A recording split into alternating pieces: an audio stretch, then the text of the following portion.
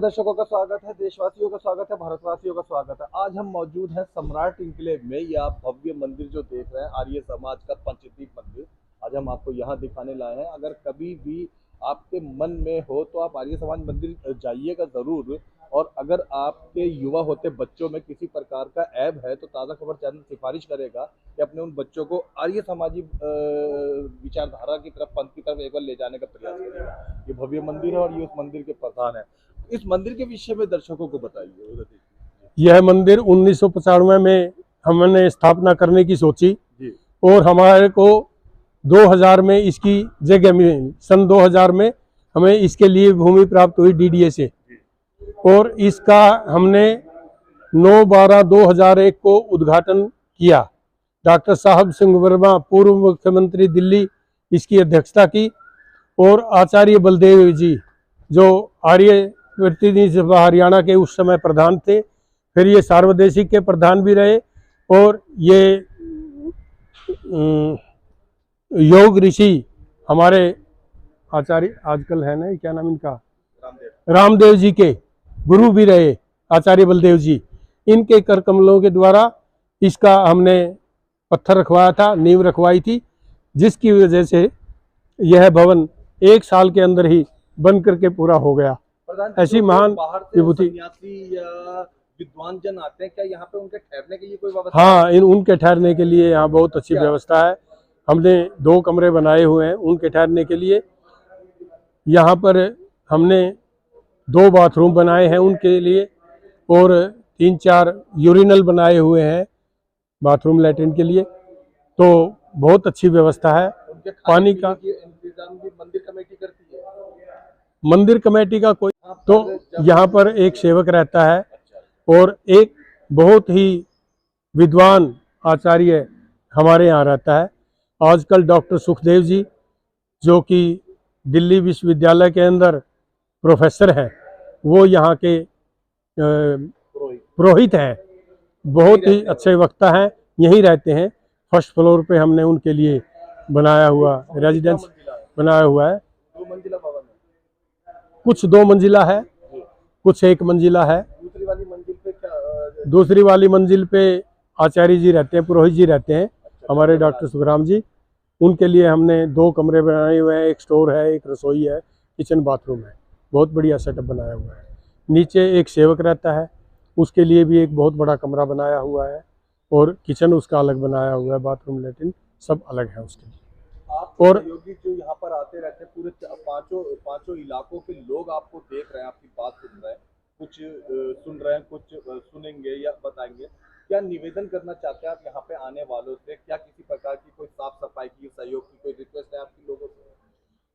मेरा तो इतना ही निवेदन है सभी दिल्ली वासियों से, भारतवासियों से, पंचदीप वासियों से, कि आप अगर इस जगह पर आते हैं, इस इलाके में आते हैं, पीतमपुरा के इलाके में आते हैं, तो आप आए, आर्य समाज पंचदीप को देखें, और आपको मुझे लगता है अच्छा ज़रूर फील होगा, क्योंकि आप सबके सहयोग से ही हमने बहुत अच्छा भवन बनाया हुआ है।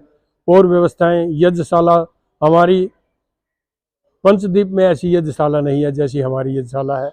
हॉल भी पंचदीप में ऐसा नहीं है किसी भी आर्य समाज का। यहाँ और भी 4 आर्य समाज है।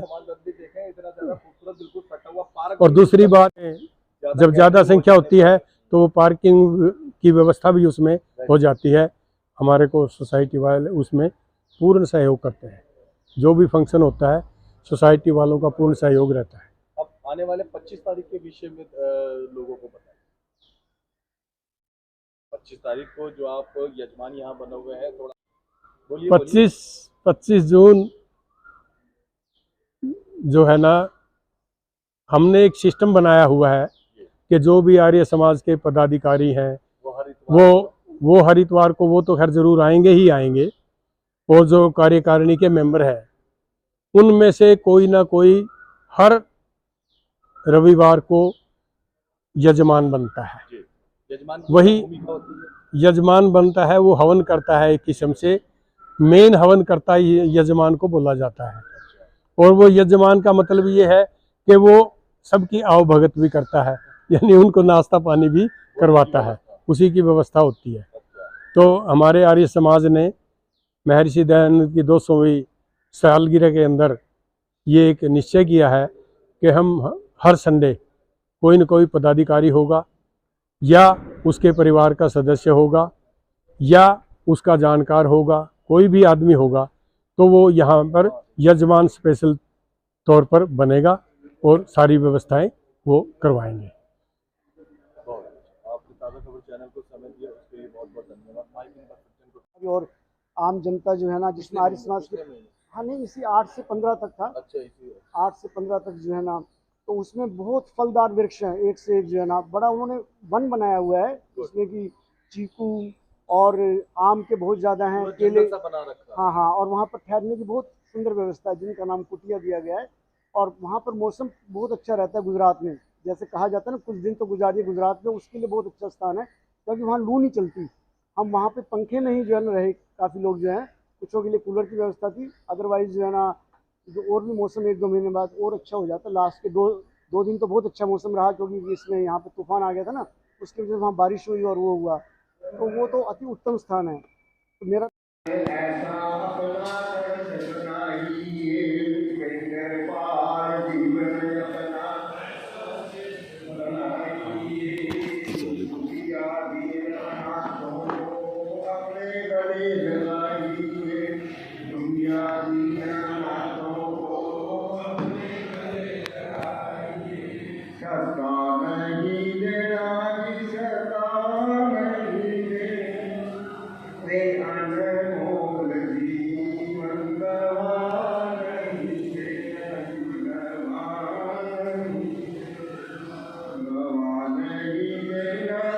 दर्शकों का स्वागत है, देशवासियों का स्वागत है, भारतवासियों का स्वागत है। इस समय हम मौजूद हैं आर्य समाज पंचदीप सम्राट इंक्लेव में। सम्राट इंक्लेव रानी बाग की एक कॉलोनी है।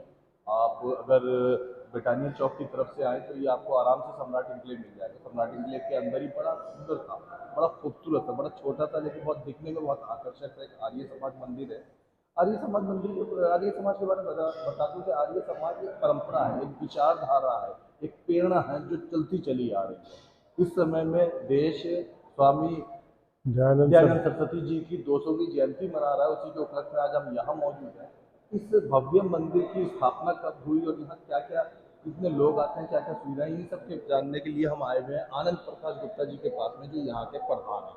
आनंद प्रकाश जी एडवोकेसी का कार्य कर चुके हैं, बहुत विद्वान व्यक्ति हैं और साथ में एक लंबे समय से यहाँ के प्रधान के तहत यहाँ पर संचालन कर रहे हैं। आनंद जी, सबसे पहले अपने विषय में दर्शकों को बताएं। मैं तो इस आर्य समाज से शुरू से जुड़ा हुआ हूँ। अच्छा। 1995 में इसको हमने शुरुआत की थी। उस समय आर्य समाज पंचदीप सम्राट इनक्लेव में जो स्थित है, चलता फिरता आर्य समाज था। फिर हमने 95 में इसको एस्टेब्लिश करके, स्थापित करके रजिस्टर्ड करवाया एज ए सोसाइटी, और उसके बाद हमने डीडीए से जगह की अलॉटमेंट के लिए अपनी एप्लीकेशन दी और उसकी जो भी कार्यवाही थी पूरे किया। जो भी डीडीए ने हमारे को डॉक्यूमेंट्स कहा, हमारा क्या कार्य क्षेत्र है, हमारे आर्य समाज का कार्य क्षेत्र 5 कॉलोनी है ज़्यादातर, तो वैसे तो सारी दिल्ली ही है, परंतु 5 जो कॉलोनियों ने इसको मिलकर बनाया हुआ है। इसमें सबसे पहले सम्राट इनक्लेव, जिसमें ये के साथ लगती हुई है। फिर राजधानी इनक्लेव तीसरे नंबर पे है। फिर चौथे नंबर पे है महाराणा प्रताप इनक्लेव, जो राजधानी और राजनगर के बीच में है। और इसके बाद है चंद्रलोक इनक्लेव, जो कि सामने चुनमुन के सामने पड़ती है और रोड नंबर 44 पे है, पीतमपुरा मार्केट के सामने भी पड़ती है। ये पीतमपुरा में स्थित है। और ये उसके बाद हमें 2000 में ये भूमि का अलॉटमेंट हुआ, नवंबर 2000 में, और हमने 2001 में इसकी नींव रखी डॉक्टर साहब सिंह जी वर्मा के हाथों के द्वारा। और उसके बाद जो है ना 2002 में हमने इसको कंप्लीट कर लिया भवन के निर्माण का।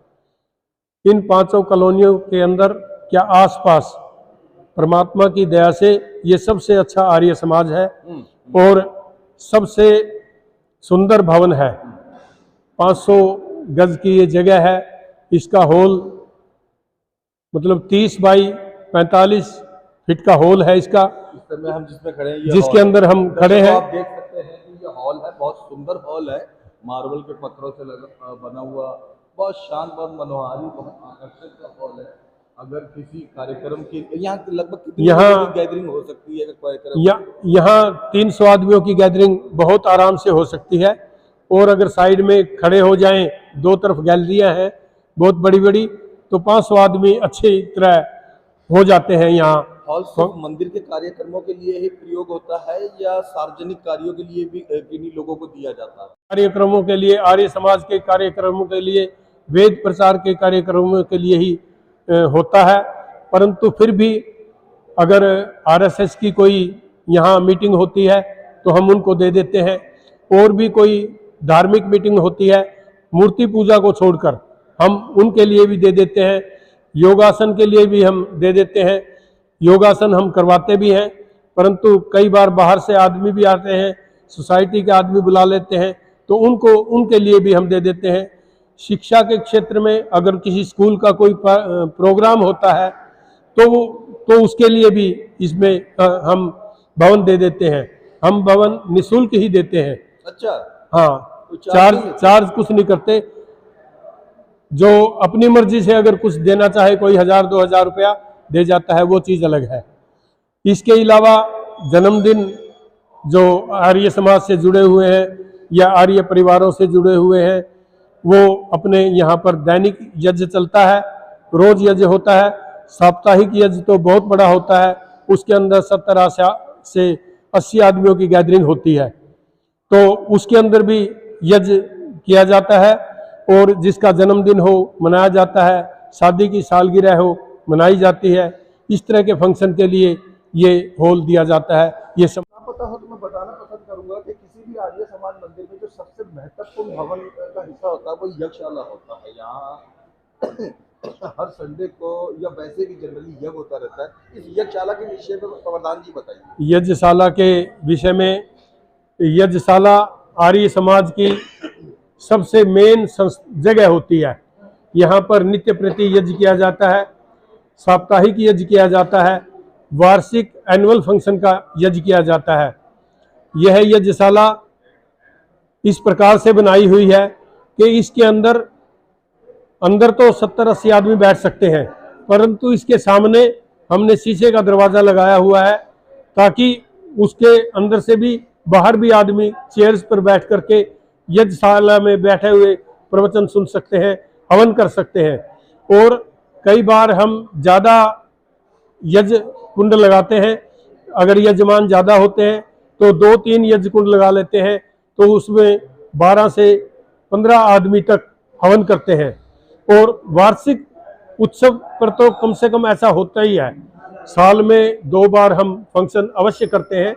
और फंक्शन ज़्यादा हो जाते हैं, मान लिया किसी ने कि शादी की सालगिरह मनाई है, वो भी एक बहुत बड़ा फंक्शन हो जाता है। कई आदमी ऐसे होते हैं अपना जन्मदिन भी बहुत अच्छे तरीके से मनाते हैं, तो उनकी संख्या बहुत ज़्यादा होती है। वो समाज के प्रतिष्ठित होते हैं, बहुत सी संस्थाओं से जुड़े हुए होते हैं। हर रविवार को यहाँ पे यज्ञ के लिए सभी एकत्रित। हाँ, रविवार तो होता ही होता है। हाँ, निश्चित है रविवार का हवन। और इसके अंदर 60 से 70 आदमी भी निश्चित है, इसके अंदर आते ही आते हैं 5 कॉलोनियों के। हाँ, तो इसके अलावा रविवार के अलावा दैनिक यज्ञ यहाँ पर होता है। अच्छा, सवेरे नित्य प्रति यज्ञ होता है, उसके अंदर भी 8-10 आदमी होते हैं। और अगर मान लिया किसी का जन्मदिन है कॉलोनी के अंदर, तो वो आके बच्चे यहाँ पर आहुति देते हैं अपना जन्मदिन के लिए। हाँ, वो सामूहिक ही करते हैं, हम उनसे कोई एक्स्ट्रा कुछ चार्ज नहीं करते। जो भी कोई देता है स्वैच्छिक इच्छा से देता है, प्रसाद भी स्वैच्छिक इच्छा से ही लाते हैं। जैसे रविवार को आज बहुत बड़ा यज्ञ होता है, तो इसमें जो यजमान बनता है तो वो इसका नाश्ते का प्रबंध करता है। बहुत अच्छा, आज राम कुमार जी हमारी कार्यकारिणी के सदस्य हैं, वो यजमान थे, उनका परिवार यजमान था, उन्होंने यज्ञ किया, उन्होंने प्रसाद की व्यवस्था की। अगले सप्ताह मुझे बनाया गया है यजमान। 25 तारीख को? हाँ, 25 तारीख को बनाया गया है। मेरी शादी की सालगिरह है 24 तारीख को, तो मैंने 25 तारीख को 25 तारीख को मैंने हवन निश्चित किया है। हाँ जी, कितने वर्ष हो गए सुखद वैवाहिक जीवन को? 49 ईयर्स। अच्छा, हाँ जी। तो एक बात बोलो, इतना नहीं लगा, मैं तो सोचता था। आज के विषय में बता दूं कि इसमें सबसे महत्वपूर्ण जो दर्जा दिया गया है वो वेदों को दिया गया है। 4 वेद हैं, उन्हीं चारों वेदों में जितनी भी शिक्षा, प्रेरणा, बातें संकलित है, उन्हीं बातों के प्रचार प्रसार की विचारधारा का नाम है आर्य समाज। और वेदों की पुस्तकें यहाँ मौजूद है। यहाँ पे हर आर्य समाज मंदिर में लाजमी होता है कि पुस्तकालय अवश्य होगी। पुस्तकालय है यहाँ पे, बड़ी सुंदर, बड़ी अच्छी, बहुत विद्वान प्रकार की पुस्तकें इसके अंदर रखी हैं। कभी अगर आपका इस मंदिर में आना हो, पुस्तकों का जरूर आनंद लीजिएगा। तो आनंद जी, आनंद से अब बात आई तो आप बताइए पुस्तकालय के विषय। आर्य समाज पंचदीप के अंदर हमने एक बहुत अच्छा पुस्तकालय स्थापित किया हुआ है। यहाँ पर सारा आर्ष साहित्य मौजूद है, यानी वेद है, उपनिषद है, और भगवद गीता है, रामायण है, महाभारत है, सब ग्रंथ यहाँ पर है।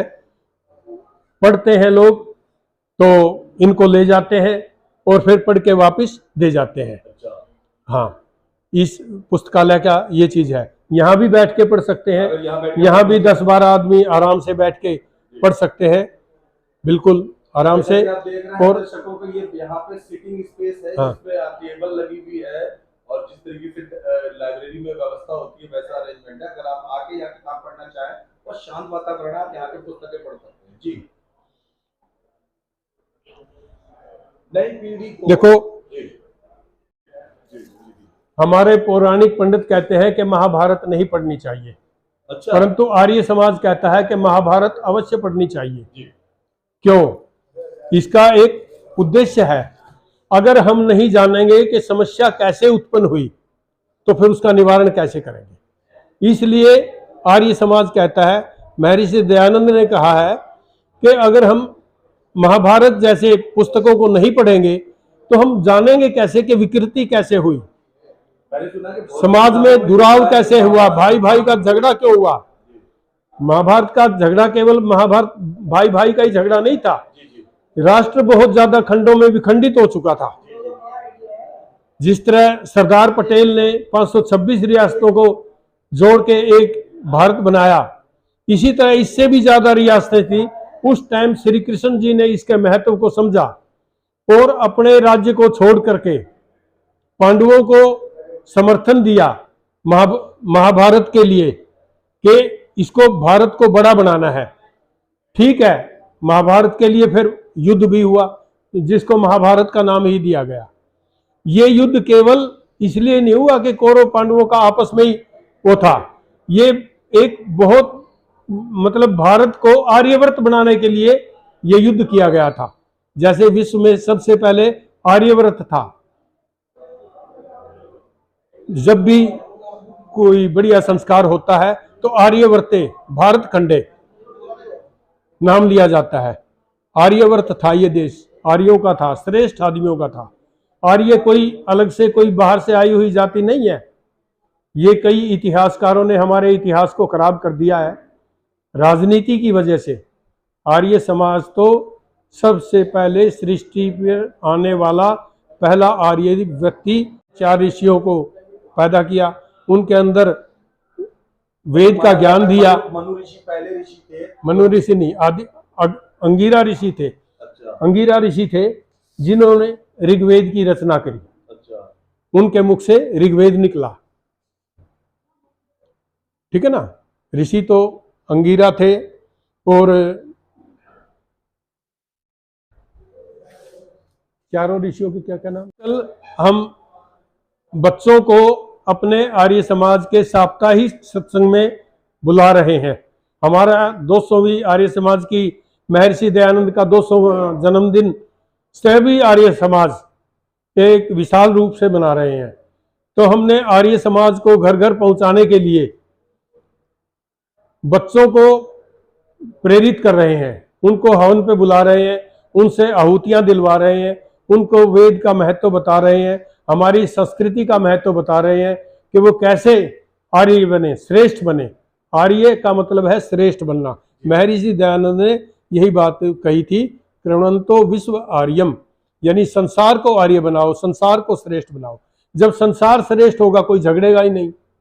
अगर, क्योंकि वेदों के अंदर कोई भी जाति, कोई भी धर्म, कोई भी रिलीजन नहीं है। ये रिलीजन नहीं है, ये पंथ है जो एक आदमी ने स्थापित कर दिया। एक आदमी कभी भगवान हो सकता है क्या? सृष्टि की रचना हो सकती है क्या? वो श्रेष्ठ पुरुष हो सकता है, भगवान नहीं हो सकता। कोई भी अपने नाम आर्य कोई भी लगा सकता है अपने नाम के आगे, परंतु उसको ऐसे काम नहीं करने चाहिए, अनार्य कार्य नहीं करने चाहिए। यानी उसको मांस का भक्षण नहीं करना चाहिए, शराब नहीं पीनी चाहिए, सिगरेट नहीं पीनी चाहिए, ठीक है ना। अपनी भाषा को संयमित रखना चाहिए। उसका परिवार के अंदर ऐसा हो कि माता पिता का आज्ञाकारी हो, तो ऐसा होना चाहिए, तभी तो आर्य कहलाएगा। तभी तो, अगर किसी के अंदर खुद में गुण नहीं होंगे तो वो दूसरे को कैसे देगा? ये बात कहाँ तक सच है? हमने ये सुना है कि आजकल दिल्ली शहर के अंदर मदिरा पान का ऐप बहुत बढ़ता चला जा रहा है। जो लोग आर्य समाज में आना जाना शुरू कर देते हैं, धीरे धीरे उनकी शराब पीने की या धूम्रपान करने की लत छूटती चली जाती है। ये बात कहाँ तक सच है? जैसी संगत वैसी रंगत। आदमी कोई जन्म से शराबी पैदा नहीं होता, उसको शराब पिलाई जाती है। कहते हैं ना, कोई भी शराबी एक दिन में शराबी नहीं बनता। इसी तरह जब एक आदमी सत्संग में आएगा, और सत्संग का मतलब है सच्चाई का संग, और सच्चाई के संग में जब उसको ज्ञान प्राप्त होगा कि धूम्रपान कितनी खराब चीज है, शराब कितनी खराब चीज है, तो निश्चित ही जब उसके मन में ये चीज बैठेगी कि ये तेरे लिए हानिकारक है, तो वो उनको छोड़ देगा। इसलिए आर्य समाज में आने का मतलब ही है कि उस आदमी ने निश्चय कर लिया है कि न मैं तो कभी धूम्रपान करूंगा, न कभी शराब पीऊंगा, न कभी मांसाहारी रहूंगा। ये लाखों लोग आपको देख रहे हैं, पूरा देश आपको देख रहा है, हजारों लाखों दिल्ली वाले आपको देख रहे हैं। देखा जा रहा है कि आर्य समाज मंदिर में युवा पीढ़ी का आना जाना थोड़ा कम हुआ जा रहा है। बहुत सारे माँ बाप आपको देख रहे हैं, क्या कहना पसंद करेंगे युवा पीढ़ी को मंदिर की तरफ आगमन करने की, आर्य समाज मंदिर में आगमन? युवा पीढ़ी ठीक है, अब कम आ रही है, परंतु हम प्रेरित कर रहे हैं, और प्रेरित किसी और से नहीं करेंगे बल्कि अपने बच्चों से ही करेंगे। जब हमारे बच्चे आएंगे तो और भी आएंगे, ऐसी बात नहीं है। ये ठीक है कि आज भौतिक युग है, हमें बच्चों को उच्च शिक्षा भी दिलानी पड़ती है। उच्च शिक्षा का मतलब आजकल रह गया कि कमाने वाली, पैसा कमाने वाली शिक्षा, परंतु ऐसी भी बात नहीं है। संस्कार भी एक चीज है जिससे अल्टीमेटली जीवन तो अच्छे संस्कारों से ही चलता है। अगर किसी ने पैसे कमाने सीख लिए, माता पिता की सेवा नहीं की, तो भविष्य में उसके बच्चे नहीं करेंगे। हम ये चीज सिखाते हैं। जब बच्चा ये चीज देखता है कि कितने बढ़िया तरीके से बैठ के हवन करते हैं, और हवन में उपस्थित होने वाले कैसे आदमी हैं, सब श्रेष्ठ आदमी है, बढ़िया आदमी है, धार्मिक आदमी है। धर्म का क्या मतलब है? अपनाने योग्य चीजों को अपनाए, वही तो धर्म है। मार काट धर्म थोड़ा ही है। किसी को ये कहना कि ये तो मेरी बात नहीं मानता है, मेरे धर्म को नहीं मानता, वो राजनीतिक एजेंडा है। खास तौर पे मुस्लिम एक राजनीतिक एजेंडा है जो उन्होंने तलवार के बस पे चलाया। भारतीयों ने, आर्यवर्त वालों ने, आर्यवर्तवासियों ने कभी भी मतलब ताकत के बस पे, ताकत के वजह से अपना शासन नहीं चलाया। उन्होंने लोगों के मन को जीत करके शासन किया है, जैसा कि आजकल प्रयास हो रहा है। मंदिर के प्रोजेक्ट के विषय में प्रधान बने हुए आपको अच्छा लंबा अरसा हो गया और आपने काफी कुशलता से संचालन करवाया।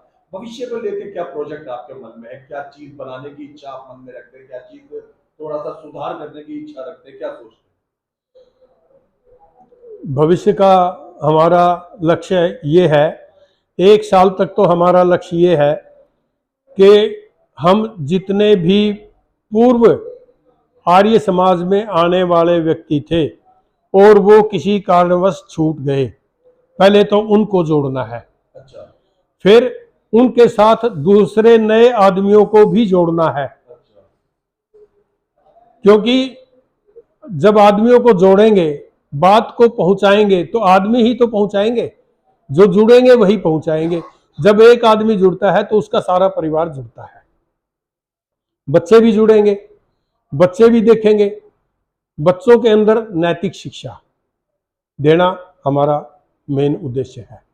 को बलिष्ठ बनाना, उसके लिए हमें योग एक्सरसाइज करनी पड़ेगी, तो वो हम करवाते हैं। एनुअल फंक्शन में भी करवाते हैं, वैसे भी हमारा हॉल जो है ना इस चीज़ के लिए अवेलेबल होता है। शारीरिक, आत्मिक। आत्मिक के लिए हम यज्ञ करते हैं, वेदों के मंत्रों का अर्थ बताते हैं और उनका भावार्थ बताते हैं। और सामाजिक उन्नति करना, फिर समाज के लिए कार्य करना। समाज के कार्य करने में क्या है कि किसी निराश्रित की, जो आर्य समाज का कोई मतलब पास आता है तो हम उनकी भी करते हैं। किसी की बेटी के लिए होता है तो उसमें भी करते हैं। मतलब कोई गरीब आदमी है, लड़की की शादी के लिए उसे कुछ चीजों की आवश्यकता है, उसको आप वो चीजें तो हम करते हैं। तो हम नहीं, हम तो कैश रूप में दान देते हैं। अच्छा, उनको दान में देते हैं, है जी। और दूसरी बात यह है कि गुरुकुलों में जो विद्यार्थी पढ़ते हैं, सैनिक विहार, राजेंद्र नगर और भी बहुत से हैं, उत्तर पूर्व में है, साउथ इंडिया में है। अच्छा, जहाँ की बहुत गरीब आदिवासी इलाकों में गुरुकुल है, बहुत। नागालैंड, आसाम। हाँ, नागालैंड, आसाम, मणिपुर, त्रिपुरा, ये सब के सभी में सब बहुत बढ़िया गुरुकुल चल रहे हैं।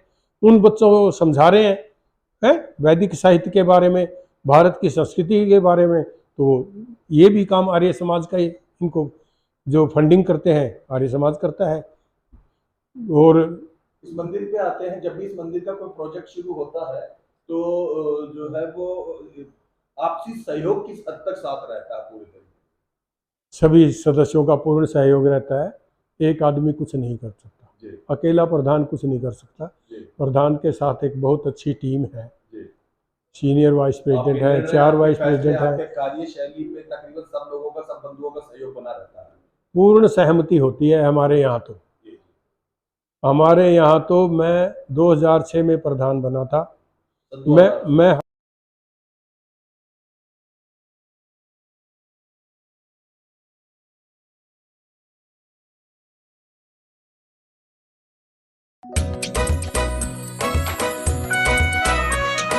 हर पल मस्ती और रंगीन विद सतमोला नमकीन, इससे बेटर है नथिंग। सतमोला नमकीन डिफरेंट टेस्ट है बेमिसाल, पनीर भुजिया भी कमाल, इसके टेस्ट के सब शौकीन। हाँ, सतमोला नमकीन।